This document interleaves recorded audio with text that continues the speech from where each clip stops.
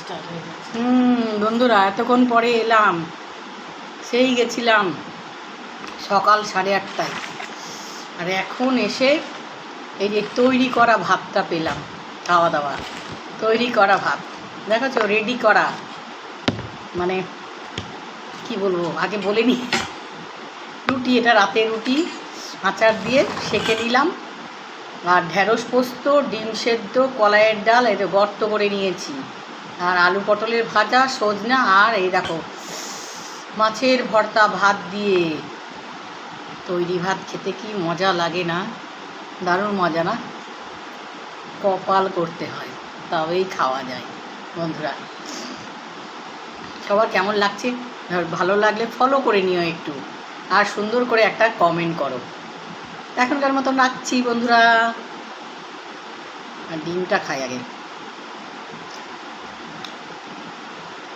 Tata.